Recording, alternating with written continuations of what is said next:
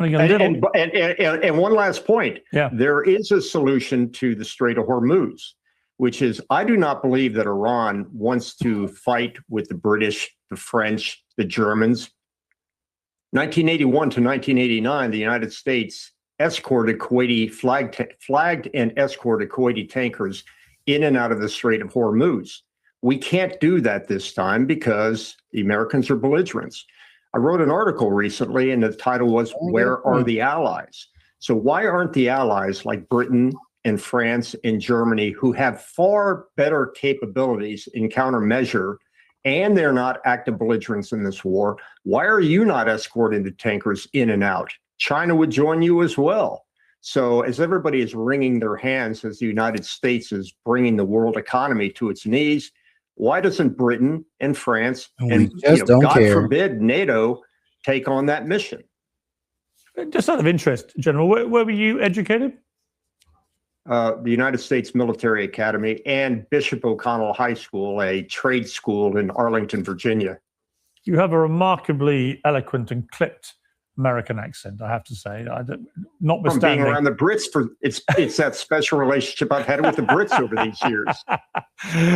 John Kiriakou, welcome back to Uncensored. Let's just talk for a moment about the domestic jeopardy that I think Donald Trump is risking here, and I think it's significant. The polling is terrible. It's the first time I can remember an American armed forces at war, even if they're not calling it that, which has not had the majority support of Americans. Gas prices are skyrocketing. Food prices are and will go higher because of the issue with the fertilizer. You've got the midterm elections coming. Mm-hmm. I mean, General Kimmett thinks he's already given up that. I'm not sure that's how Trump will be thinking, but certainly all the polling again suggests that the Republicans could lose both the House and the Senate now if this continues the way that it's going.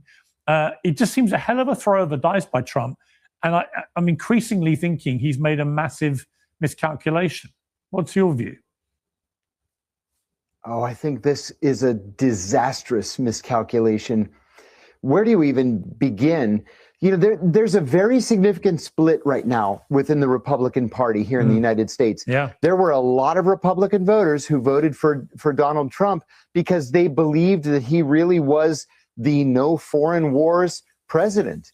You might recall February 14th, Valentine's Day 2016, during a Republican debate in which Donald Trump called George W. Bush a war criminal for getting the United States involved in the war in Iraq. Yeah, and this is one of the reasons why nobody should be bringing up that whole 1980s interview that Trump had supporting basically a war with Iran, because after all the operations that went down in the Middle East, he's seen how bad it was, and yeah, he called George Bush, rightfully so, a war criminal. Now here this man starting off a war with Iran and damn near talking about committing war crimes. Talking about bombing civilian infrastructures like energy infrastructure and stuff. Like, come on, guys. This is crazy. And now all of a sudden, it's as though it's John McCain's neoconservative Republican Party again.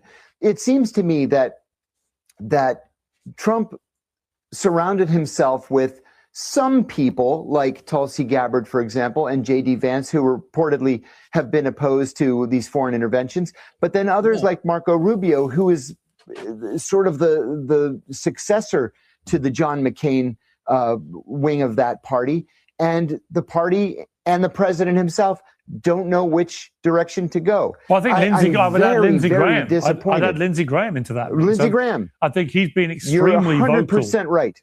But what you're really, it's so true about the split in the party. I saw Matt Walsh yesterday from the Daily Wire making the point that almost every Republican he's been talking to is against this war. And he said, that's highly unusual when you have a Republican. Bro, yeah, a lot, bro. Here's the thing is, like, your favorite MAGA influencer might be afraid of this war, but they won't speak on it because they're afraid of losing that support from MAGA, because most of MAGA is supportive of this war, because a lot of MAGA just goes along with whatever Trump does, sadly. And I mean, the influencer might be like, yo, this ain't it. But since their audience is going like, oh, this is the best thing ever, then they got to go along with it, even if they disagree. And like I said, I mean, look, man, that's on them to be bitch asses. Like, that's them, not me. I couldn't do it. Republican administration that's gone to war, for Republicans to be as against it as he is hearing personally, anecdotally. He thinks it's not showing up yet properly in the polling. But I saw a thing about enthusiasm for the midterms, and I think the Republican enthusiasm now is down to like 60% and falling like a stone, right? Which again, that's the danger. And I think that's and voter turnout is terrible. The kind of quiet, that's the quiet voice there of people saying, we don't get this. This guy, the whole point of Trump was he would not take us into foreign wars, especially in the Middle East, and definitely no boots on the ground. You know, I do think if he commits boots on the ground and it goes even half wrong, as many military strategies think it could, then I think this becomes his legacy. And again, I just asked the question, and I would ask it to the president myself if he calls me. I would just say, why did you do it now? I don't get it. I don't get it either. I don't think I've ever seen a gathering of more spineless people in my entire life. This is just simply, it's like a vacuum, Piers. Like President Trump woke up one morning and decided to go. And like I said, this is like, it's like, oh, well, you guys are spineless. You better know what country you stand for. Yeah, I do. And I'm be real with you. Every time we stood for doing something like this, it didn't work out for our benefit, and it only further hurt the American people. It hurt the American economy. So please tell me how we're spineless for pretty much not wanting the American people or the economy to go through that again. Like, how are we spineless? It kind of sounds like we're just America first. Attack Iran because Israel convinced them, as if Iran does not pose a nuclear threat, as if there's no hang on, imminent but threat. hang on. Piers, to say that they're an imminent threat. Doran, we'll take your insult, but let me just respond. The reason people think that's what happened is because that is what the Secretary of State of the United States told everybody on camera. Just to remind you, Marco Rubio said when he was asked, why did America take preemptive action in this way? He said, because another country, brackets Israel, had informed the United States they were attacking Iran. And the expected result would be that Iran would, under that incident, it would then attack American interests. And therefore, they had to get in first. And J.D. Vance has also said the same thing. We're not making this up. This is something coming out of the mouths of the senior people in the administration. 12-day war, Piers, why did Trump join the 12-day war at the end of the war? Because Israel was getting their ass whooped, and Israel needed an out, and that was the only really way to bring Iran back to the table was bombing them. They bow out, and then we get them back to the table. Yeah, we bombed Iran at the end of the 12-day war to pretty much save Israel from their own actions. Well, the 12-day war... Israel had been fighting alone for 11.5 days. The 12-day war... Yes, and they was getting pummeled. They was getting pummeled by Iran. They was sustaining damage that they could not keep up doing. They did not have enough missiles to defend off Iran forever, honestly. I mean, think about it like this. Iran's been lasting a whole month with us. With us of all people. Actually, they're getting double teamed right now, and just off their missiles and drones they're holding out. So what does that tell you? What does that tell you if we just left them alone with Israel? Well, why did Trump swoop in and take out these nuclear reactors? Because he believes that a nuclear Iran poses a major threat. Sure, and we were Marco told, Rubio, Pete Hegseth, they've all said many different things. We were told that threat was eliminated. The president himself said we were told the 12-day war. Iran has killed tens of thousands of Americans over the years. He understands nobody disputes the American people. This is their story. They don't need a reason to understand that there's evil in the world and stand up for evil. And by the way, the Brits are the ones who taught us this. Sure. The importance of standing up against evil. Like, what I don't understand about any of the people you brought on, are we just then going to surrender and let Iran just grow into a nuclear armed terror regime? Or does anyone, including you? I mean, here's a problem, though. You're the sad idiot who still believes that if Iran gets a nuclear weapon, they'll just start firing off at everybody. And that's not true. I said the same thing about North Korea. When they got that nuclear weapon, what happened?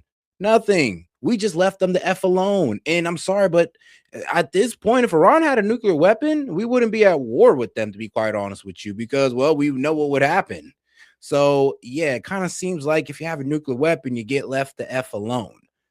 And let's be real, Iran not going towards a nuclear weapon, never have. We had all of this stuff under control under the JCPOA. So I mean, hey, bro, if you really care about their nuclear capability, you would want them to get back under that JCPOA instead of trying to go to full-on out war with these guys to get their nuclear enrichment under a watchful eye or in our hands.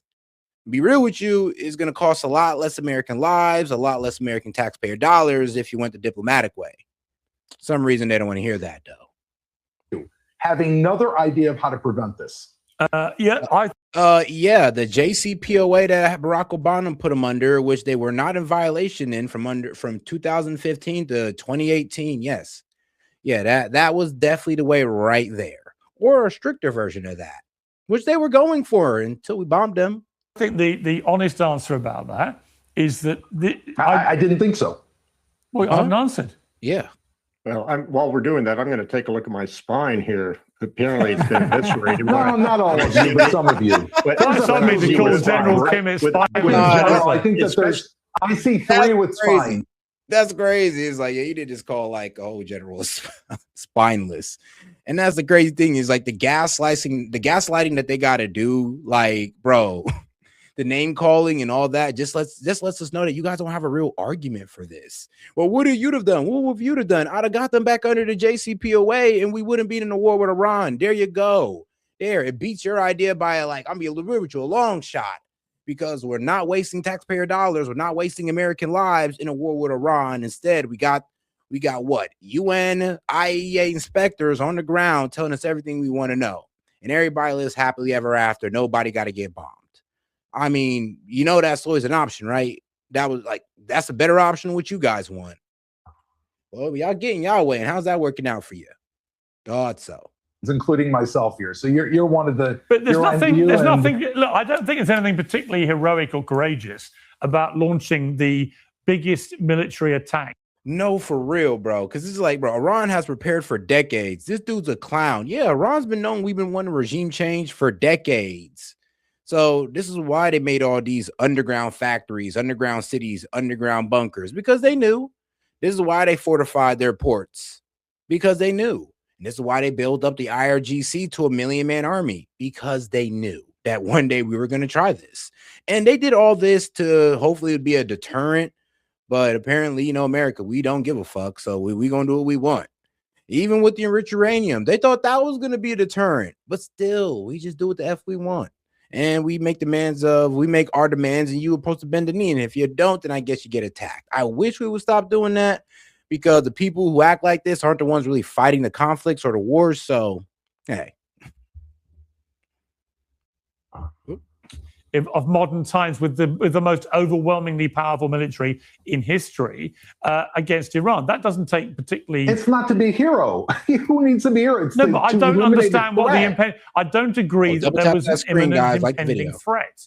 I think the imminent. Well, let me answer. The only imminent impending thing was that Benjamin Netanyahu told Trump, "We're going to attack." We now know from Antony Blinken, a previous Secretary of State, that he tried the same thing with Obama and Biden, told them he was going to attack, and then both Biden and Obama said, well, we're not coming with you. And then guess what? Israel didn't attack. So and that is why people. And this is why people, I mean, who think that, oh, Trump is just this brave guy with testicular fortitude. No, actually, he just, I'm going to be real with you. He constantly sounds like he's the sucker that finally bit. He's the sucker that finally fell for the, oh, well, yeah, we're going to attack them and they're going to attack you, so you might as well join up. And previous presidents told him to kick rocks. Bro, if you do that, you're on your own. And for some reason, Trump didn't do the same thing when he was supposed to. So it's not that these presidents are, oh, they just didn't want to take care of Iran. No, they understood that, no, Iran's going to be more of a problem if we attack them. And for some reason, people don't understand that common sense right there. Like that common sense reasoning that, yeah, they'll become more of a threat if we attack them. They become less of a threat if we work through diplomatic means. People believe, when you add Rubio's comments and Vance's comments, that what happened here is that Netanyahu railroaded Donald Trump into going along with this in a way that was actually rejected by Biden and Obama, and that the actual threat, which is we're going to do it anyway, which is crazy, though. Which is crazy because it's like you're telling me Obama and Biden said no, and Biden wasn't even all the way there, and he knew this was a bad idea. Like, come on now, man wasn't even all the way there, and he was like, "Yeah, this ain't it." Done it anyway if it wasn't for the Americans. So, you know, history. Think about it. Biden let them commit the genocide or the ethnic cleansing in Gaza, and he even said, "Yeah, but going into Iran would be too far." Will tell us, I guess, the answers to these questions. But it was fascinating to me that Blinken said what he said. And as to where we are now, how does it square? Surely, Doran, you must see the unbelievable risk of committing ground forces to Iran to get enriched uranium from deep under the ground when we know how heavily protected it is. And we know how cunning the Iranians have so far been in the way they've responded in this war. And we don't even know where most of them are at. We don't know where most of these underground bases are at that's holding this enriched uranium, and then which ones are holding ballistic missiles, because we got to deal with both of them. So, yeah, like, first off, we're playing find what? Damn, find the nuclear uranium in in the desert? In a vast desert, pretty much. It's like find a needle in the haystack, but instead you're finding your rich uranium in a 1,000-mile desert. Like, wild. I think it's a terrifying potential escalation that could lead to the deaths of many Americans, right? And I say, for what? Where is the impending threat? Where is the evidence? It takes me back to 2003. Here's the evidence. Wait, hang on. You say I'm spineless. Let me answer you about spine. I was editor of the Daily Mirror newspaper in the UK, one of the biggest selling newspapers in the world at the time. I took on my own government, Tony Blair, the Labour government. We were a Labour supporting newspaper. I waged one of the most ferocious campaigns against a war in media history, and it failed. And we know what happened in Iraq, because I did not believe that there was the evidence that Saddam Hussein had weapons of mass destruction, or that he was about to use them, or hit London in 45 minutes, or any of that bullshit. And thank you. It was like the same lie they told us last time. It's like, y'all said that, oh, well, you know, they're going to get nuclear weapons. They're just going to start attacking everybody. Even though we have no proof that they've even enriched to 90%. No proof that they're going towards a nuclear weapon. All we got proofs is that they got some pretty good ballistic missiles that we've been knew about. I hope you noticed. We've been knew that they had hypersonic missiles. I hope you guys know this. We didn't know about the range that these guys have with some of these missiles, but we've been knew that these guys had hypersonic missiles at this point. Like, so you can't really say those were a threat when we've been knew about them and y'all just wanted them to make them a threat so you can go to war, or say, oh, they're using them as a shield for the nuclear missile program. I mean, bro, they're allowed to have missiles and allowed to have a means to defend their borders.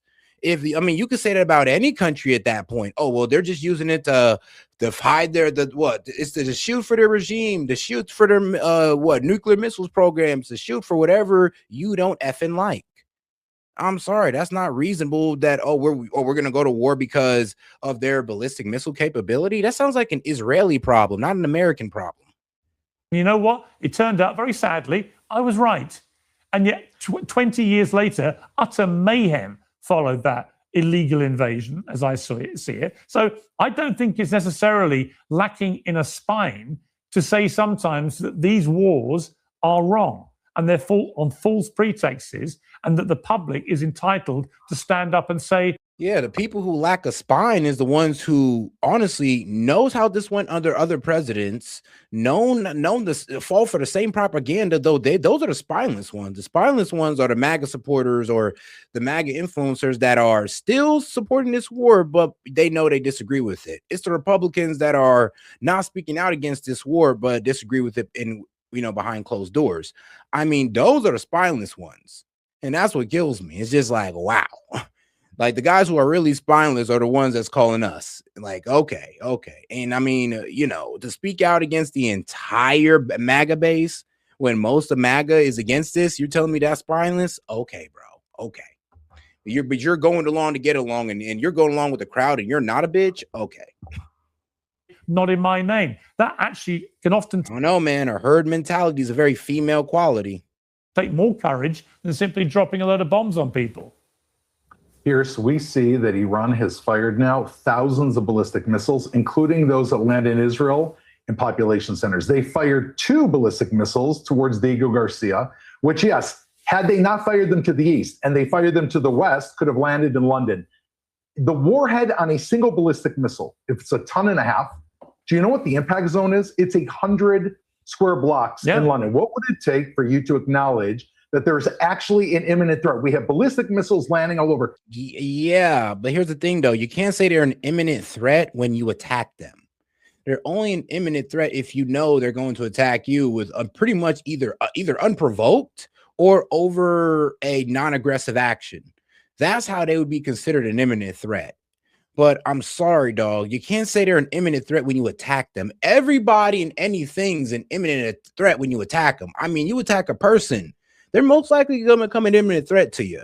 You attack a country, they're most likely going to be an imminent threat to you now. Sure, you attack an animal, they most likely going to become an imminent threat all of a sudden. So come on now. That's really dumb to sit there and say they're an imminent threat. I mean, after we attack them. At what when the nuclear warhead is on the ballistic missile and it's on its way to Israel. Oh, guys, make sure to double tap that screen and like the video, guys. Appreciate the support, by the way. But let's make sure to get the the engagement up and push past this shadow ban by double tapping the screen or smashing that like button. Whoops. There we then say, okay, this is an actual threat, or do we stand up today against a terror regime that has developed proxies throughout the Middle East, that created Hezbollah, created Hamas, created the Houthis, took over the United States embassy in Iran, has driven trucks and blown up thousands of hundreds of Marines, and have tried, MI5 has prevented 22 mass casualty terror attacks in London since 2022. What does it take? Okay, let me bring John back in. John, your response to that? Where do you even begin? The Iranians have been reactive to this. Yeah. Not proactive. You know, people. That's what I'm literally, and yeah, that's what a lot of people like. It's really weird hearing a lot of people's analysis on this, because if you hear their analysis, you're over here thinking that Iran attacked us, when the reality is, no, we attacked them, and now we're calling them an bro, like, what was it, an immediate threat? Like, I'm sorry, but that's wrong. Everybody's gonna be an immediate threat if you attack them. But they weren't an immediate threat. If you left them alone, everything would have been all good. We've been able to work things out with them diplomatically, but y'all didn't want that, apparently. Then you want to call somebody an imminent threat when you attack them. Okay, yeah, that makes a lot of sense, guys. Watch on the news what's happening in Lebanon, in Gaza, in the West Bank, in Syria. There has to be a response. You can't just say, well, you know what, we're an existential threat to the Israelis, so of course the Israelis are going to have to bomb us. That's just not real life. I can tell you, in all the years that I was in the CIA, no matter who the Israeli prime, and an existential threat is just like, I mean, like, come on now. Anybody who don't like Israel be an existential threat towards Israel. And that's if you attack them. I mean, or Israel attacks you. I mean, that's the problem with this whole conflict, is that we're almost framing this as if Iran's the people that start attacking us when we start attacking them. Like, this is crazy. Minister was.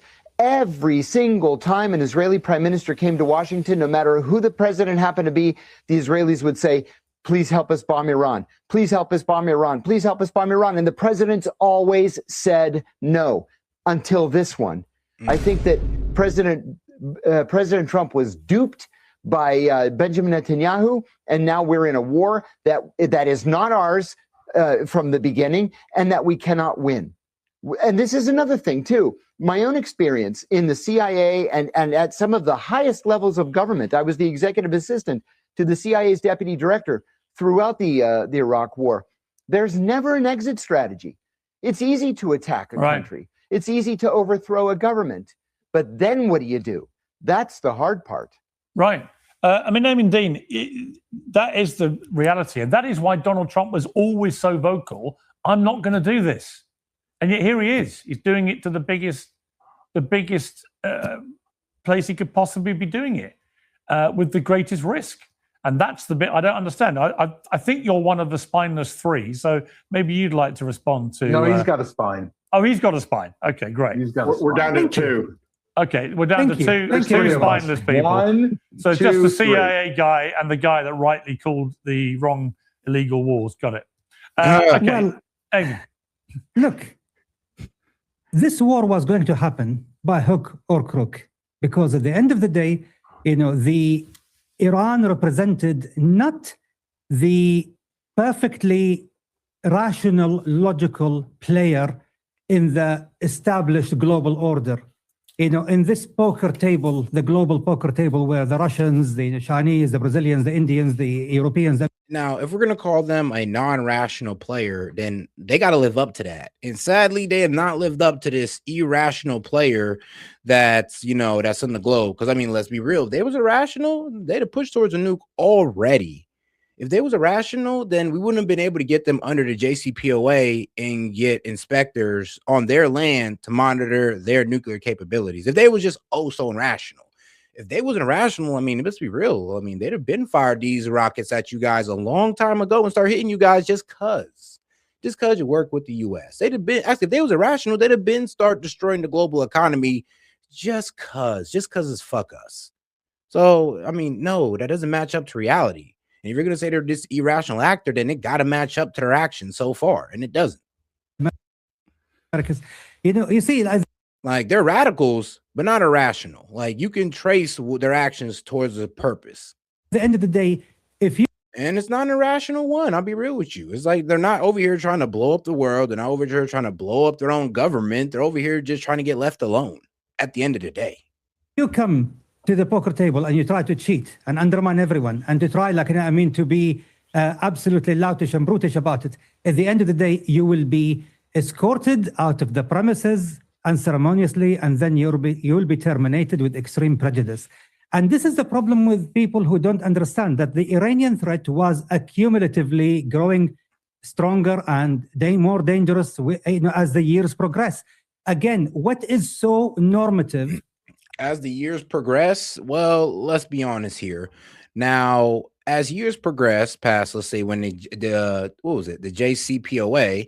Now, what was it in 2020s when we killed General Soleimani, and then that's when they escalated. Actually, got to in 2021 that 60% enrichment, and from that time in 2021 they have not went any further. They have not reached past that 60%. They kind of just use that as a deterrent, and they've had this 60% for about 5 years now. So if you're saying that every year they become more and more of a threat, then I'm gonna be real with you, that's a lie, because they stopped their progression towards a nuke in 2021, if that's the case, because they stopped the 60% enrichment, and they've just had this 400 kilo stockpile ever since, and that's it. They haven't added on to it. They haven't enriched it more. So if you're, like I said, if you're trying to say that they've been a bigger and bigger threat year after year, and I mean, then that doesn't match up to reality, my friend. About Iran's politics in the region. You have to understand that Iran was expanding across the region, a region that actually contained more than 50+% of the world's traditional energy reserves. And that is a threat to the global established financial order that is backed by the dollar as a reserve currency. You cannot allow Iran to become the hegemon of the entire region, and then Iran can do whatever it wants when it comes to charging, for the petrol with other currencies, undermining the status of. But here's the thing, though: you're acting like Iran did this unprovoked. That's the problem. You guys are acting like Iran did this unprovoked. No, this was all Iran's strategy. If they get attacked, they was like, yeah, we're gonna close down the Strait of Hormuz. We're gonna start attacking bases in the region and Israel, and we're not gonna miss this time. And they showed us that. So here's the thing. We would not be dealing with none of this if we didn't attack Iran. And we got to an agreement through diplomatic means. I'm sorry, but that's just the truth. And everybody want to try to skate around that because they want to be a warmonger for some reason. Or they want to see more bombs dropped on Iranians for some crazy reason. But the truth is, we should have went through diplomatic means and it'd have been a lot easier. The US dollar. And no, that's not being a spineless coward. That's honestly understanding that, we don't have to dedicate troops on the ground to meet our goals. We don't have to use violence to get what we want. Or as the reserve currency of the world, if you allowed Iran, to have such unchecked power across the region, it's going to be tremendously, as always, President Trump said, tremendously, dangerous to the status of the United States, financial system as the financial system of the world.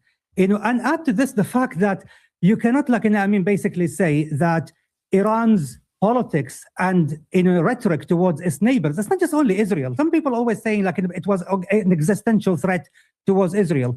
Since I was a child, their entire rhetoric wasn't just only about Israel and America. It was also about Saudi Arabia. It was about Kuwait. It was about the UAE. The fact that UAE. I mean, yeah, because that's the whole Sunni and Shia Muslim beef. Their beef with Israel is their treatment of the Palestinians. Them trying to push Palestinians out of their home. This is why they fund Hamas. And I mean, bro, let's be real. They also got beef with what the Israelis is doing in Lebanon, which is one of the reasons why they fund Hezbollah. Now, their beef with the UAE and all them, yeah, that's because, one, they don't fund these causes themselves, and, of course, because of religious differences.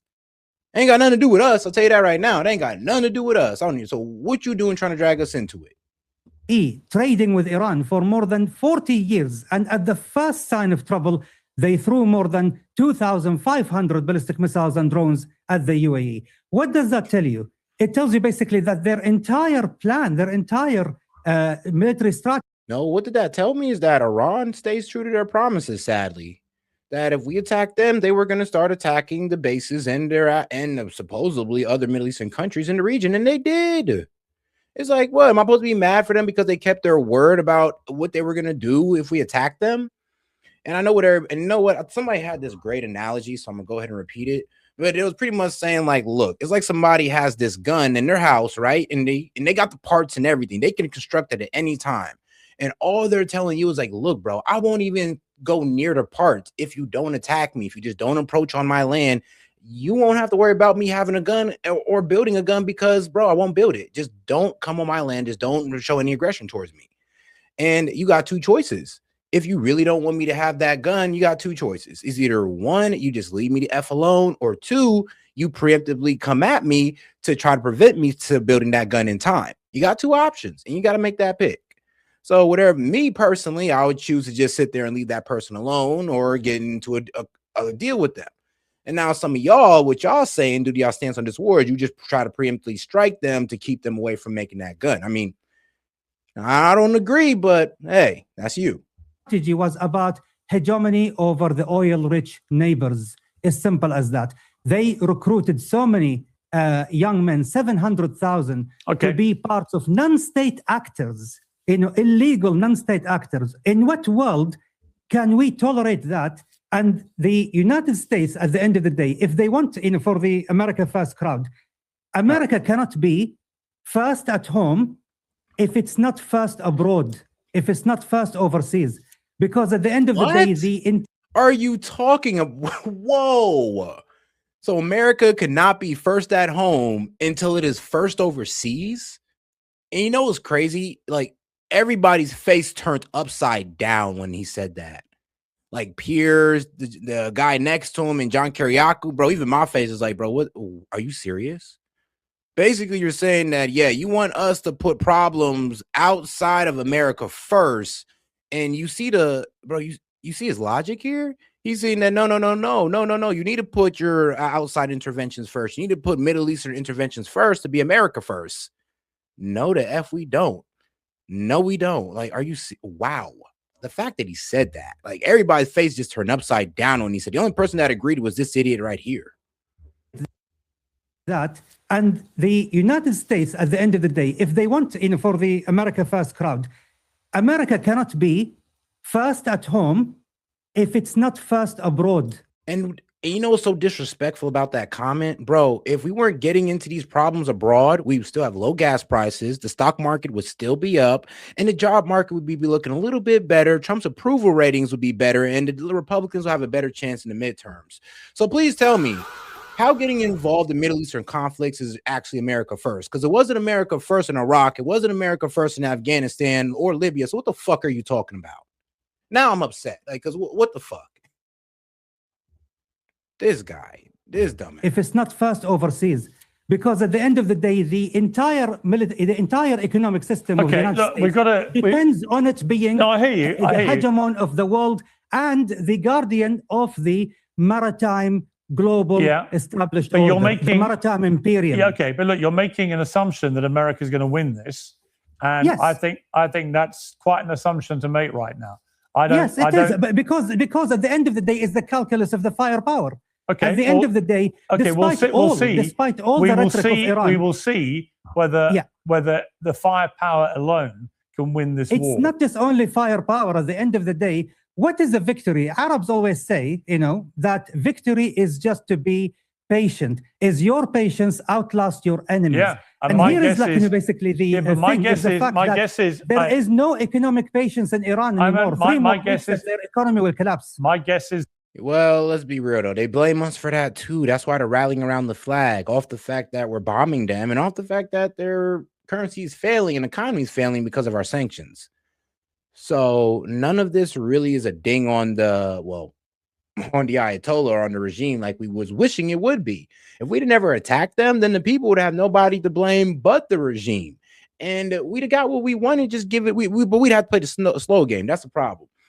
We'd have got regime change if we'd have played the slow game. Just disrupt their currency, F up their economy, and then kick back and put your feet up. And then watch the sparks fly. There'd have been a regime change. We'd have had our revolution, but as long as we didn't get involved. And the regime would have been forced to fold because guess what? It's the Iranian people rising up against them, and it's not these Mossad and CIA-led protests. That the Iranians will have a lot more patience than Donald Trump. We shall see. We shall see. We will see. All right, we'll have to wait and see. I've got to leave it there. Panel, thank you. What's going to be special about those protesters? You ain't going to have Mossad agents also shooting at protesters along with the police. I mean, can you imagine that, being a protester and getting shot by protesters with guns and the police that's starting to stop the protesters with guns? It was madness out there. But all right, guys, we're going to go ahead and close out the video, man, and close out from a word from our guys from Kalshi, guys. Make sure to get in on that deal. Support the show by go ahead and sign up for Kalshi. Go ahead and use my promo code SETmedia. You'll get $20 back when you put $20 in. Now I'm going to go ahead and leave on out from a word from our guys. Appreciate the support. Make sure to double tap that screen on your way out and subscribe to the channel while you're at it. Peace. Yo, this is Set with Set Media, man. I'm here to talk to you about our partner, Kalshi. Kalshi is the largest legal prediction market in the United States with over 1 million users. It's available in all 50 states. They are a real money market. People trading on what they think will happen. You can build a position and trade in and out of almost any prediction you think. Kalshi facilitates trade between people, kind of like a stock